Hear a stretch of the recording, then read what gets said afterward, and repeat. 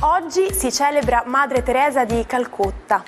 Il nome Teresa deriva dal greco teros, che vuol dire estate, ma c'è anche chi riconduce il nome Teresa all'isola Tera o Terasia, che si trova nell'arcipelago di Santorini. Si celebra il 5 settembre la giornata mondiale d'azione per l'Amazzonia. Indetta dall'articolazione dei popoli indigeni del Brasile, intende denunciare la drammatica situazione che riguarda la foresta amazzonica e portare ad una riflessione sul legame tra deforestazione, crisi climatica e violazione dei diritti umani. La foresta amazzonica, pur essendo lontana migliaia di chilometri da noi, è considerata il polmone del nostro pianeta ed è nostro dovere proteggerla, seguendo l'allarme suonato dagli indigeni dell'Amazzonia per anni, a volte a spese della loro stessa vita.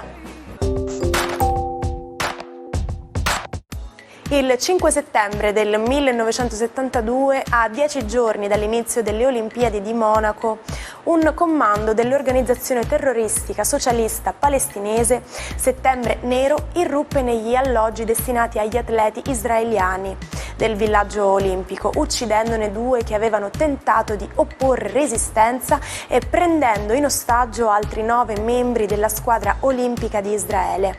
Un successivo tentativo di liberazione da parte della polizia tedesca portò alla morte di tutti gli atleti sequestrati, di 5 fedain e di un poliziotto tedesco. Buongiorno ai 12. La Luna in Acquario ha un po' disarmato sia Marte che Giove, che ancora si rincorrono tentando di capire cosa fare per migliorare alcune situazioni e soprattutto per dare concretezza ai desideri. La Luna però dalla sua posizione stellare offre a tutti delle soluzioni diverse. Vediamo come. Ariete. Questa fine settimana lavorativa inizia sicuramente con un buon gioco di squadra che avete ben saputo condurre. Avete capitanato delle situazioni molto particolari, un po' tese, ma siete riusciti finalmente a condurre la barca in porto. Bravi! Toro, per voi oggi sarà importante iniziare a scrutare bene dentro di voi e i vostri sentimenti, forse un po' troppa calma, forse un po' di tensione nervosa sotterranea che non ha giustificazioni. Tentate di essere un pochino più psichici e di analizzarvi un po' meglio.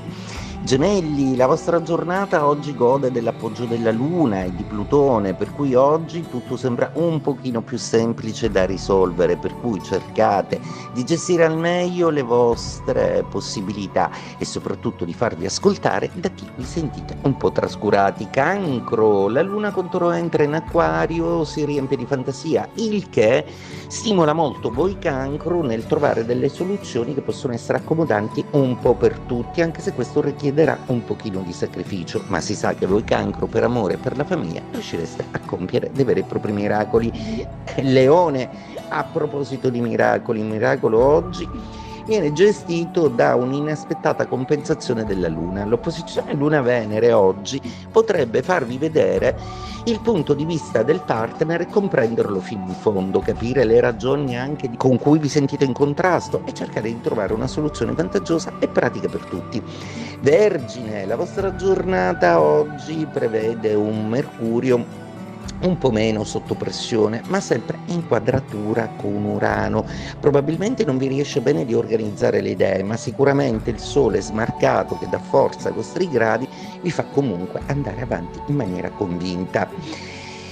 Bilancia, la giornata di oggi vede ancora il solito Giove vessare il Marte, che si trova un po' a disagio nei vostri gradi e che tenta in tutte le maniere di accelerare, di concludere delle cose che sono sospese e anche di fare qualche piccolo sacrificio temporale. Oggi inizia un weekend in cui saprete sacrificare un po' della vostra vita personale pur di finalizzare degli obiettivi lavorativi. Scorpione, la luna in Acquario vi crea un pochettino di tensione, ma ci pensa Giove comunque a darvi coraggio, a farvi vedere il bicchiere sempre mezzo vuoto. Anche in amore, seppure la comunicativa non è brillante, riuscirete comunque ad apprezzare gli sforzi del partner.